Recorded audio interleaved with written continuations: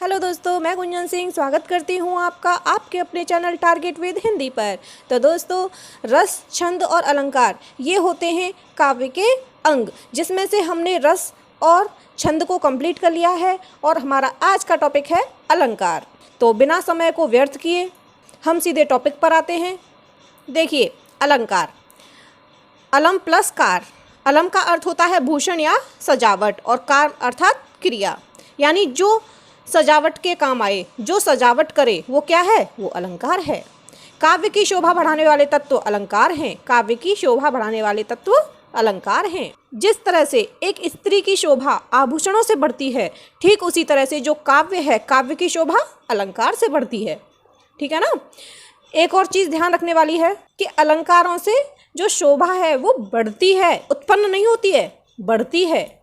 अलंकृते रलंकारः, ये कहा है आचार्य वामन ने। जो किसी वस्तु को अलंकृत करे वह अलंकार है। जो किसी वस्तु की सजावट करे वह अलंकार है। आचार्य दंडी ने कहा है कि काव्य शोभाकारान धर्मान अलंकारान प्रचक्षते। काव्य के शोभाकारान धर्म अलंकार कहलाते हैं। तो इस प्रकार अलंकार क्या है, काव्य की शोभा बढ़ाने वाले तत्व। अलंकारों से काव्य की शोभा बढ़ती है, सुंदरता बढ़ती है। जिस तरह से रस काव्य की आत्मा है, छंद काव्य के वस्त्र हैं, उसी तरह से अलंकार काव्य के आभूषण हैं। क्लियर है। अब हम देखते हैं कि जो अलंकार है, तो अलंकार संप्रदाय के प्रवर्तक कौन है, तो आचार्य भामह। आचार्य भामह अलंकार संप्रदाय के प्रवर्तक हैं। एक क्वेश्चन बनता है, अलंकारवादी आचार्य कौन से हैं, कौन से नहीं हैं, है ना। तो अलंकारवादी आचार्य हैं भामह, रुद्रट, दंडी और उद्भट। इनमें से एक ऑप्शन हटा दिया जाएगा और पूछ लिया जाएगा कि इसमें से कौन से अलंकारवादी आचार्य नहीं हैं। एक क्वेश्चन आपका यहाँ से बनता ही है। आगे चलते हैं। अलंकार के भेद। अलंकारों को वैसे तो 3 भागों में बांटा गया है, शब्दालंकार, अर्थालंकार, उभयालंकार। ठीक है ना। लेकिन जो मूल रूप से भेद हैं वो है शब्दालंकार और अर्थालंकार, जो हम पढ़ेंगे। शब्दालंकार, काव्य में शब्दगत चमत्कार को शब्दालंकार कहते हैं। देखिए, जो काव्य में शोभा बढ़ती है वो शब्दों के कारण बढ़ती है। ठीक है ना। जो काव्य में शोभा बढ़ती है वो शब्दों के कारण बढ़ती है और इसीलिए ये हैं शब्दालंकार। यदि शब्द के स्थान पर उसका पर्यायवाची रख दें तो अलंकार समाप्त हो जाएगा। ये इसका मेन पॉइंट है कि अगर शब्द के स्थान पर उसका पर्यायवाची रख दें तो अलंकार समाप्त हो जाता है, ये जो शब्दालंकार है। ठीक है ना। और अर्थालंकार, काव्य में अर्थगत चमत्कार को अर्थालंकार कहते हैं, यानी कि काव्य में अर्थ के कारण जो शोभा बढ़ती है ना, काव्य में अर्थ के कारण जो शोभा बढ़ती है उसे अर्थालंकार कहते हैं। इसमें क्या है, इसमें शब्द के स्थान पर अगर उसका पर्यायवाची रख दें फिर भी अलंकार बना रहता है। तो इस तरह से शब्दालंकार होते हैं शब्दगत चमत्कार और अर्थालंकार होते हैं अर्थगत चमत्कार। क्लियर है। यहाँ पर नजर डाल लेते हैं, ये हमको पढ़ने हैं इसीलिए यहाँ पर दिखा दे रहे हैं। प्रमुख शब्दालंकार हैं अनुप्रास, यमक, श्लेष, पुनरुक्ति प्रकाश, पुनरुक्त वदाभास, विप्सा, वक्रोक्ति। ये तो हैं शब्दालंकार। अर्थालंकार देख लेते हैं, ये हमें पढ़ने हैं आगे। उपमा, रूपक, उत्प्रेक्षा, प्रतीप, व्यतिरेक, विभावना, भ्रांतिमान, संदेह, दृष्टांत, अतिशयोक्ति, अन्योक्ति, विरोधाभास, विशेषोक्ति, अर्थांतरन्यास, दीपक, असंगति, अनन्वयन, काव्यलिंग, अपहनुति, मानवीकरण, स्मरण और तद्गुण। हम आपको अलंकार इतने अच्छे से समझा देंगे कि आपको जिंदगी में कभी भी फिर से अलंकारों को पढ़ने की जरूरत नहीं पड़ेगी। तो चलिए अब इनको एक एक करके देख लेते हैं। सबसे पहले देखते हैं शब्दालंकार। शब्दालंकार में है अनुप्रास अलंकार। अनुप्रास अलंकार, अनुप्रास अलंकार यानी वर्णों की आवृत्ति हो, वर्णों की आवृत्ति हो, वहां अनुप्रास अलंकार होता है। इसके 5 भेद होते हैं। कितने भेद होते हैं? 5। छेकानुप्रास, वृत्त्यानुप्रास, श्रुत्यानुप्रास, लाटानुप्रास और अंत्यानुप्रास। इनको हम एक एक करके देखते हैं। छेकानुप्रास, स्वरूप और क्रम से अनेक व्यंजनों की आवृत्ति हो। यूं समझ लीजिए छेक, छिक रहे हैं।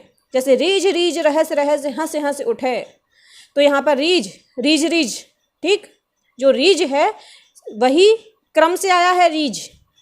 रहसे, रहसे, जो रहस्य है ये क्रम से आया है, आवृत्ति हो रही है। हंसे, हंसे, ये क्रम से आया है, जहाँ क्रम से आए, है ना, वहाँ छेकानुप्रास होता है। बंधव गुरु पद, पदुम परागा, तो पद पदुम, पद पदुम, तो ये क्या है? क्रम से आया है, आवृत्ति हो रही है, तो ये छेकानुप्रास है, ये अलग से छिक रहे हैं, ठीक है ना। वृत्त्यानुप्रास, वृत्त्यानुप्रास होता है कि एक ही व्यंजन की आवृत्ति अनेक बार हो, वृत्त्यानुप्रास। सपने सुनहले मन भाए, स है ना, सपने सुनहले मन भाए। ने, न, ये क्या है, एक ही व्यंजन की आवृत्ति अनेक बार हो रही है। देखिए छेकानुप्रास में तो स्वरूप से और क्रम से हो रही है, देखिए पद और पद, रीज रीज रहस रहस हंस हंसे। वृत्त्यानुप्रास में एक ही व्यंजन की आवृत्ति हो रही है अनेक बार। शेष महेश गणेश दिनेश सुरेश हो जाहि निरंतर गावें, तो स इसमें ये नहीं है कि पहले आना चाहिए बाद में आना चाहिए, एक ही व्यंजन की आवृत्ति हो, वहां वृत्त्यानुप्रास है। श्रुत्यानुप्रास, एक ही उच्चारण स्थान से बोले जाने वाले वर्णों की आवृत्ति, जो वर्गीय व्यंजन होते हैं, है ना, वर्गीय व्यंजन में जैसे च वर्ग है, च वर्ग का उच्चारण कहाँ से होता है ना, ट वर्ग का उच्चारण कहाँ से होता है, इस तरह से जहाँ मतलब एक ही उच्चारण स्थान से बोले जाने वाले वर्णों की आवृत्ति, जैसे तुलसीदास सीदस सीदत निषदन देखत तुम्हारे निठुराई, तो त द स ये दंत से बोले जाने वाले हैं ना, है ना, दंत से बोले जाने वाले हैं, ये दंत से इसका उच्चारण स्थान होता है और उनकी आवृत्ति बार बार हो रही है, तो यहाँ पर श्रुत्यानुप्रास है। ने से दे न द त तो न, ये क्या है, दंत से उच्चारण स्थान है इनका, ठीक है ना। लाटानुप्रास, समानार्थक शब्दों या वाक्यांशों की आवृत्ति हो परंतु अर्थ में अंतर हो। लाटानुप्रास, लाटा से मतलब यूं समझ लीजिए ये लपेट के चलता है, ये पूरे ही जो वाक्यांश है उनको लपेट के चल रहा है, लाटानुप्रास। पूत कपूत तो क्यों धन संचय, पूत सपूत तो क्यों धन संचय, पूत कपूत तो क्यों धन संचय। देखिए अर्थ में तो बिल्कुल अंतर हो रहा है कि पूत सपूत है तो क्यों धन संचय किया जाए, क्योंकि जब पूत सपूत है तो वो खुद ही कर लेगा सब कुछ, और पूत कपूत है तो क्यों धन संचय किया जाए, कपूत के लिए थोड़ी ना संचय करेंगे। तो इस तरह से अर्थ में बिल्कुल भिन्नता आ रही है लेकिन आवृत्ति हो रही है। लाटानुप्रास ये पूरे लपेट के चल रहा है। अंत्यानुप्रास यानी अंत एक ही वर्ण से हो, जय हनुमान ज्ञान गुण सागर, जय कपी सत्य हो लोक उजागर, गर और गर, जो अंत हो रहा है वो एक ही वर्ण से हो, है ना, उनकी आवृत्ति हो, तो अंत्यानुप्रास। तो इस तरह से अंत्यानुप्रास जहाँ अंत हो, लाटानुप्रास जो पूरे में लपेट के चले लेकिन अर्थ अलग हो, श्रुत्यानुप्रास यानी कि एक ही उच्चारण स्थान से, ये हमें सुनने से ही लग जाएगा कि हम जो बोल रहे हैं या जो सुन रहे हैं वो एक ही उच्चारण स्थान से सुन रहे हैं। वृत्त्यानुप्रास और छेकानुप्रास, तो वृत्त्यानुप्रास में एक व्यंजन की आवृत्ति अनेक बार हो, कैसे भी हो। छेकानुप्रास में ये होता है कि स्वरूप और जो क्रम होता है वो इसमें होता है, ठीक है ना।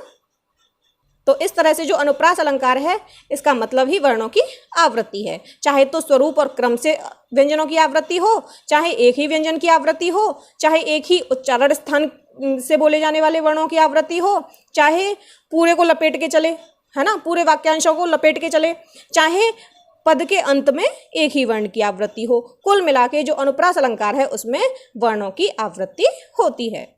अब देखते हैं यमक अलंकार। यमक अलंकार जहाँ एक शब्द या शब्द समूह अनेक बार आए, है ना, लेकिन क्या है उसका अर्थ प्रत्येक बार भिन्न होना चाहिए, अर्थ प्रत्येक बार भिन्न होना चाहिए। जैसे जेते तुम तारे, तेते नभ में न तारे हैं, तो देखिए जेते तुम तारे, तेते नभ में न तारे हैं। अब ये तारे शब्द दो बार आया है, एक शब्द है दो बार आया है, लेकिन इनका अर्थ प्रत्येक बार भिन्न हो। जैसे तुम तारण करने वाले हो, उद्धार करने वाले हो, उतने ही नभ में तारे हैं, यानी कि जो तारे हैं स्टार उनकी बातें हो रही हैं। तो इस तरह से क्या है ये, इनका अर्थ भिन्न है। सजना है मुझे सजना के लिए, तो सजना क्या है, सजना है यानी कि सजना यानी श्रृंगार करना है, मुझे सजना के लिए, सजना यानी यहाँ पर सजना से क्या मतलब है, यहाँ पर मतलब है नायक या पति। कनक कनकते 100 गुनी मादकता दिखाए, एक कनक का अर्थ है सोना और एक कनक का अर्थ है धतूरा। इस तरह से कोई भी शब्द या शब्द समूह अनेक बार आता है लेकिन उनका अर्थ प्रत्येक बार भिन्न होता है, वहाँ यमक अलंकार होता है। क्लियर है। उसी तरह से बात करते हैं श्लेष अलंकार की। तो श्लेष, ये एग्जाम में पूछा जाता है कि श्लेष का अर्थ क्या है, कई बार पूछा गया है यूपी टेट में। अर्थ होता है इसका चिपकना, श्लेष का अर्थ क्या है? चिपकना। इसमें क्या होता है, एक ही शब्द अनेक बार आता है या कोई शब्द अनेक बार ना आए, इससे कोई फर्क नहीं पड़ता, ठीक है ना, लेकिन उसका अर्थ अनेक निकलना चाहिए। यानी कि जो श्लेष अलंकार है इसमें एक ही शब्द के अनेक अर्थ निकलते हैं। जैसे रहीमन पानी राखिए, बिन पानी सब सून, पानी गए न उबरे, मोती मानस चून। यहाँ पर ये जो पानी शब्द है, ठीक है ना, इसका एक अर्थ नहीं है, इसके तीन अर्थ हैं। एक तो है क्रांति, आत्मसम्मान और जल। इस तरह से ये जो यहाँ पर क्या है, श्लेष अलंकार है। को घटिए वृषभानुजा, वे हलधर के वीर। तो ये जो वृषभानुजा है और ये हलधर है, इसमें क्या है, श्लेष अलंकार है, क्योंकि शब्द तो एक है और एक ही बार प्रयोग हुए हैं, लेकिन इसके अर्थ अनेक हैं।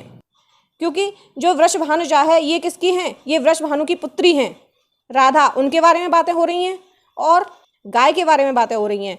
दूसरा हलधर, हलधर कौन है, एक तो हलधर होते हैं दाऊ, दाऊ को बोला जाता है, दूसरा बैल को बोला जाता है। इस तरह से एक शब्द है और उसके अनेक अर्थ हैं, तो यहाँ पर श्लेष अलंकार है। अब बात करते हैं पुनरुक्ति प्रकाश अलंकार। पुनरुक्ति यानी कि पुनरुक्ति आवृत्ति हो, पुनरुक्ति आवृत्ति हो, कथन के सौंदर्य के बहाने एक ही शब्द की आवृत्ति हो। ठौर ठौर विहार करती सुंदर सुरनारियाँ। तो यहाँ पर ठौर ठौर एक बार कह दो ठौर, तब भी कोई दिक्कत नहीं है। दो बार क्यों कहा है, क्योंकि जो कथन है उसका सौंदर्य बढ़ाना है ना, सौंदर्य बढ़ाना है, इसीलिए यहाँ पर दो बार ये प्रयोग किया गया है इनको, यानी कि पुनरुक्ति यानी आवृत्ति हुई है इसकी, ठीक है ना। तो यहाँ पे पुनरुक्ति प्रकाश अलंकार है। एक है पुनरुक्त वदाभास, आभास यानी पुनरुक्ति का आभास होता है। यहाँ तो पुनरुक्ति प्रकाश यानी साफ साफ आपको दिखाई दे रहा है प्रकाश में कि पुनरुक्ति हो रही है, लेकिन यहाँ पर पुनरुक्ति का आभास होता है। पुण्य फिर राम निकट सो आई, पुण्य फिर, तो पुण्य फिर में क्या लग रहा है कि जैसे कि पुनरुक्ति हुई है, आभास हुआ है, लेकिन है नहीं जैसे पुण्य फिर राम, तो पुण्य फिर क्या लग रहा है कि आवृत्ति हुई है, लेकिन हुई नहीं है, आभास हुआ है बस। वीप्सा अलंकार, वीप्सा अलंकार देखते हैं। जिस तरह से जो पुनरुक्ति प्रकाश अलंकार है उसमें तो कथन के सौंदर्य के लिए आवृत्ति होती है, लेकिन जो वीप्सा अलंकार होता है इसमें एकाएक मुंह से जो शब्द निकलते हैं, जैसे आदर, घबराहट, आश्चर्य, घृणा, इनके साथ जो शब्दों की आवृत्ति होती है वहाँ वीप्सा अलंकार होता है। जैसे हा हा इन्हें रोकन को टोक न लगावो तुम, तो हा हा यहाँ क्या है, घबराहट है, जिसके कारण यहाँ वीप्सा अलंकार है। नेक्स्ट है वक्रोक्ति अलंकार। वक्रोक्ति, वक्र प्लस उक्ति, वक्र का मतलब होता है टेढ़ा, वक्र का मतलब होता है टेढ़ा, उक्ति का मतलब होता है कथन, यानी जहाँ टेढ़ा कथन, मान लीजिए टेढ़ा कथन, जहाँ कहा कुछ जाए और समझा कुछ और जाए, है ना। तो वक्रोक्ति, वक्रोक्ति यानी टेढ़ा कथन, टेढ़ा कथन यानी कि कहा कुछ जाए समझा कुछ जाए। इसके दो भेद हैं, एक तो श्लेष वक्रोक्ति और एक काकु वक्रोक्ति। भेद से नहीं पूछा जाता, बस इतना पूछ लिया जाता है कि इसमें कौन सा अलंकार है। तो वक्रोक्ति अलंकार आप पहचान लेंगे, क्योंकि जहाँ कहा कुछ जाए और समझा कुछ जाए। श्लेष अलंकार, श्लेष वक्रोक्ति में होता है वक्ता के कथन का श्रोता भिन्न अर्थ निकाले, है ना, अनेकार्थी शब्द के कारण। वक्ता के, मैंने कुछ बोला और सामने वाले ने कुछ और समझ लिया, लेकिन कैसे, क्योंकि मैंने जो शब्द बोला उस शब्द के अनेक अर्थ हैं, मैंने तो कुछ और अर्थ से बोला और सामने वाले ने कुछ और अर्थ निकाला। जैसे कौन द्वार पर, मैंने पूछा कौन द्वार पर, तो मुझसे जवाब आया राधे मैं हरी। उसने तो सही बोला कि मैं हरी हूँ, लेकिन मैंने क्या समझा, हरि का क्या काम यहाँ, मैंने समझा यहाँ बंदर है, हरि से मतलब बंदर होता है और हरि से मतलब कृष्ण होता है। तो मुझसे तो ये कहा गया कि मैं कृष्ण हूँ, लेकिन मैंने क्या बोला कि हरि का काम क्या है यहाँ पर, मैंने सोचा बंदर है ना, तो बंदर का क्या काम है यहाँ पर। यहाँ पर हरि के दो अर्थ हैं, इसीलिए मैंने भिन्न अर्थ निकाल लिया। को तुम हो इत आए कहा, घनश्याम हो तो कितु बरसो, मतलब तुम कौन हो, क्यों आए हो यहाँ, तुम घनश्याम हो तो कहीं जाके बरसो ना। घनश्याम यानी कृष्ण, यहाँ कृष्ण की बात हो रही है, लेकिन घनश्याम का कृष्ण भी मतलब होता है और बादल भी, तो फिर यहाँ क्यों आए हो, कहीं और बरसो। तो यानी एक शब्द का अनेक अर्थ है, इसीलिए यहाँ पर श्लेष वक्रोक्ति है, ठीक है ना। अब काकु वक्रोक्ति की बात करें तो इसमें क्या है, उच्चारण के कारण जो श्रोता है वो वक्ता की बात का गलत अर्थ निकाल लेता है। काकु, उसने कहा जाओ मत बैठो यहाँ, उसने कहा जाओ मत बैठो यहाँ, और मैंने क्या समझा, जाओ मत बैठो यहाँ। देखिए, जाओ मत बैठो यहाँ, जाओ मत बैठो यहाँ। शब्द एक है, क्रम एक है, लेकिन जो उच्चारण किया है वो गलत किया है, क्योंकि उसने तो ये कहा जाओ मत बैठो यहाँ, और मैंने क्या समझा, जाओ मत बैठो यहाँ, यानी कि वो तो रोक रहा है हमें, लेकिन मैंने क्या सुना कि वो यहाँ से जाने की कह रहा है। तो इस तरह से जो वक्रोक्ति अलंकार है इसके दो भेद हैं, श्लेष वक्रोक्ति और काकु वक्रोक्ति। श्लेष यानी कि अनेकार्थी शब्द के कारण अलग अर्थ निकाले, और काकु में उच्चारण के कारण, है ना। वक्रोक्ति अलंकार का ही मतलब होता है टेढ़ा कथन, जहाँ कहा कुछ जाए और समझा कुछ जाए। पुनरुक्ति प्रकाश, जहाँ पर कथन के सौंदर्य के बहाने, है ना, पुनरुक्ति हो, आवृत्ति हो, जहाँ पर सिर्फ आभास हो वहाँ, है ना, पुण्य फिर। और वीपसा में आदर और घबराहट, आश्चर्य और घृणा के कारण आवृत्ति हो, हा हा, है ना, तो यहाँ वीपसा अलंकार है। श्लेष यानी एक ही शब्द के अनेक अर्थ। यमक यानी कि हर बार अनेक बार आए और अर्थ भी अनेक बार भिन्न हो। अनुप्रास यानी वर्णों की आवृत्ति, 5 भेद हैं। 6 का अनुप्रास में क्रम से और स्वरूप से अनेक व्यंजनों की आवृत्ति हो, वृत्त्यानुप्रास में वर्णों की आवृत्ति हो, श्रुत्यानुप्रास में उच्चारण स्थान के आधार पर आवृत्ति हो, लाटानुप्रास में ये पूरी लपेट के चले यानी कि पूरी ही लाइनों को, और अंत्यानुप्रास में अंत में वर्ण की आवृत्ति हो। तो इस तरह आज की क्लास में हमने प्रमुख शब्दालंकार को कंप्लीट कर लिया है। कल हम देखेंगे अर्थालंकार को। तो आज के लिए बस इतना ही। अगर क्लास पसंद आई हो तो प्लीज़ उसे लाइक एंड शेयर अवश्य करें, और जिन्होंने हमारे चैनल को अभी तक सब्सक्राइब नहीं किया वह प्लीज़ हमारे चैनल को सब्सक्राइब करें और बेल आइकन के बटन को प्रेस करें। धन्यवाद।